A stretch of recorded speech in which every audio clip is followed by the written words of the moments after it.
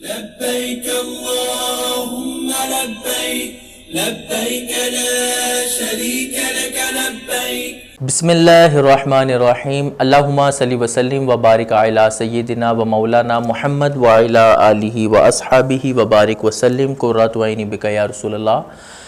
ہماری جان نبی پاک علیہ السلام پر فدا. یہ سال باقی سالوں کی طرح نہیں ہے. اس میں جہاں ہم لوگوں کو بہت سے اپنے پیارے اس دنیا سے چلے گئے، وہاں جو عالم اسلام میں سب سے زیادہ افسردگی کا باعث چیز بنی وہ عوام الناس کو عام حج کی اجازت کا نہ ہونا ہے. امام زین العابدین علیہ السلام یہ ایک مرتبہ حج کا احرام باندھے ہوئے تھے، اور احرام باندھ کے اب لبیک نہیں اپنے زبان سے ادا کر رہے تھے.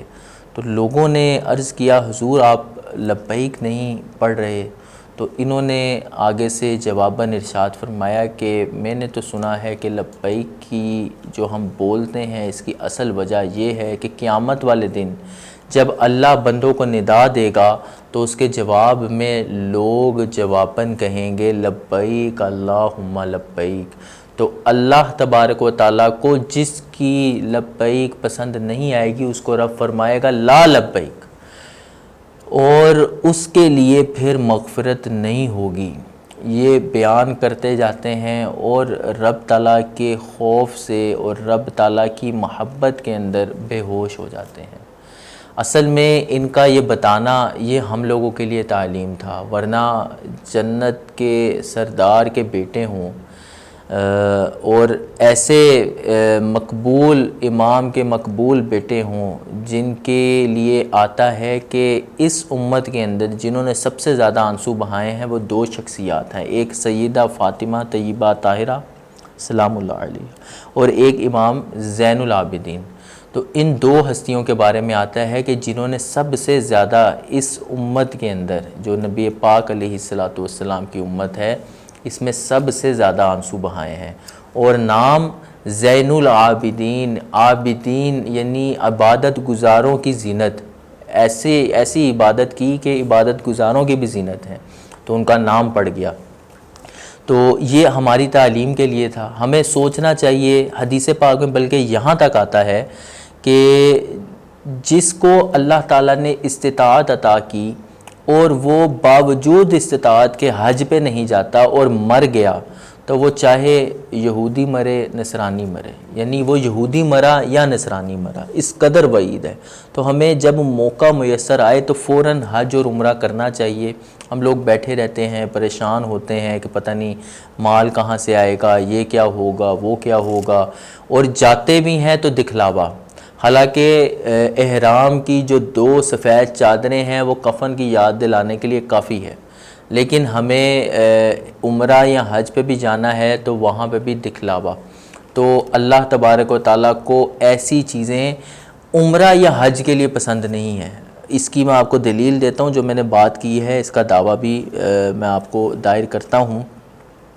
لیکن ایک ہی صف کے اندر جب بادشاہ بھی کھڑا ہو جاتا ہے، جب پیر بھی کھڑا ہو جاتا ہے، صوفی بھی کھڑا ہو جاتا ہے، تاجر بھی کھڑا ہو جاتا ہے، فقیر بھی کھڑا ہو جاتا ہے، تو وہ دو سفید چادریں کافی ہیں کفن کی یاد دلانے کے لیے. تو ہمیں جب موقع میسر آئے حج یا عمرے کی طرف جانا چاہیے. الیگزینڈر دا گریٹ، اسکندر اعظم، یہ جب عرب کی ان سرحدوں پہ پہنچا تو اس نے کہا کہ مجھے یہاں سے لے جاؤ. اب میں آپ کو وہ دعویٰ پیش کرنے لگا ہوں. مؤرخ لکھتے ہیں کہ کوئی بھی اس سرزمین کو فتح کرنے کے لیے آتا ہی نہیں تھا. بظاہر ایسی یہ زمین، پتھریلے پہاڑ اور گرمی کی شدت، لوگ آتے ہی نہیں تھے. اب سوال یہاں پہ یہ پیدا ہوا کہ جب اللہ تبارک و تعالیٰ نے کشمیر اور سوئٹزرلینڈ جیسے بہترین سرزمینیں پیدا کیں جو خوبصورتی میں اپنا ثانی نہیں رکھتیں، تو پھر ملک حجاز، سرزمین حجاز کو بھی اس قدر عالیشان نعمتیں عطا کرتا کہ وہاں پہ بھی چشمے ہوتے، وہاں پہ بھی سرسبز علاقے ہوتے. تو اللہ تبارک و تعالیٰ چاہتا ہی نہیں کہ جب تم میرے پاس آؤ تو تمہارے دھیان ان نظاروں کی طرف ہوں اور میری طرف نہیں ہوں۔ جب تم میرے پاس آؤ تو خالصتاً تمہارا دھیان، تمہاری توجہ میری طرف ہونی چاہیے۔ اب یہاں پہ ایک مزید سوال ہوتا ہے کہ اب تو وہاں پہ سبزہ بھی آ گیا ہے، اب وہاں پہ بلند و بالا عمارتیں بھی آ گئی ہیں، تو یہ بات یاد رکھیے کہ حدیث پاک میں آیا تھا کہ تب تک قیامت نہیں قائم ہوگی، نہیں آئے گی جب تک ملک حجاز کے اندر، جہاں پہ آج مکہ اور مدینہ قائم ہے، وہاں پہ ہریالی نہ آ جائے۔ آج بلند و بالا عمارتیں بھی آ گئی ہیں، آج تمام چیزیں آ گئی ہیں، تو ہمیں اور یہ قرب قیامت کی نشانی ہے، وہاں پہ بلند عمارتوں کا آ جانا، ہریالی کا آ جانا، تو ہمیں اپنے جب بھی موقع میسر آئے ہمیں حج ادا کرنا چاہیے، ہمیں عمرے پہ جانا چاہیے۔ اس کے جہاں پہ اخروی فائدے ہیں وہیں دنیا کے بھی بڑے فائدے ہیں۔ حدیث پاک میں آتا ہے کہ نبی پاک علیہ الصلاۃ والسلام صحابہ کے درمیان تشریف فرما تھے، آپ نے ارشاد فرمایا کیا میں تمہیں ایسی چیز نہ ارشاد فرماؤں جو تمہیں امیر کر دے؟ صحابہ نے عرض کیا یا رسول اللہ صلی اللہ تعالیٰ علیہ وآلہ وسلم کیوں نہیں، ضرور ارشاد فرمائیے۔ تو آپ علیہ الصلاۃ والسلام نے فرمایا کہ ایک حج کے بعد پھر حج کرو اور ایک عمرے کے بعد پھر عمرہ کرو تو امیر ہو جاؤ گے۔ تو حج اور عمرہ جب بھی موقع ملے جتنے آپ کریں انشاءاللہ اس میں برکت ہی برکت ہوگی۔ ویسے بھی سفر میں، ہجرت میں برکت ہے، تو جب سفر ہی روحانی سفر ہو جس میں رب تعالیٰ کی یاد ہو، نبی پاک علیہ الصلاۃ والسلام کا قرب میسر آئے، تو ہمیں ایسے سفر کرتے رہنا چاہیے۔ اس کے علاوہ ایک اور حدیث پاک بھی ہے، حضور علیہ الصلاۃ والسلام نے ارشاد فرمایا اللہ رب العزت رب کے ذریعے انسان کو غنا عطا فرماتا ہے، رزق اور دین میں برکت عطا فرماتا ہے۔ تو حج اور عمرہ یہ دونوں جب بھی موقع میسر آئے ضرور کریں، اور اللہ تعالیٰ سے توبہ کرنی چاہیے، رب تعالیٰ کی طرف رجوع کرنا چاہیے کہ جو بظاہر یہ پریشانی آئی ہے، اللہ تعالیٰ اس طرح کے مواقع آئندہ ہماری زندگی کے اندر ہمیں ان سے بچا کے رکھے، اپنی پناہ میں رکھے، اور بار بار اللہ تعالیٰ کے گھر کے طواف کرنے کی، حج بیت اللہ کی سعادت عطا فرمائے، بار بار نبی پاک علیہ الصلاۃ والسلام کا در نور بہار دیکھنے کی ہمیں سعادت عطا فرمائے۔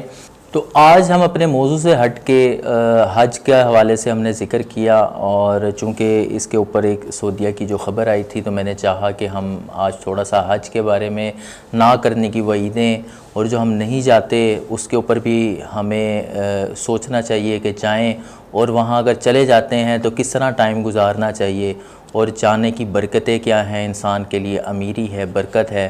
اللہ تعالیٰ ہمیں بار بار حج بیت اللہ کی سعادت عطا فرمائے، بار بار اپنے حبیب علیہ الصلاۃ والسلام کا در نور بہار دیکھنے کی توفیق عطا فرمائے۔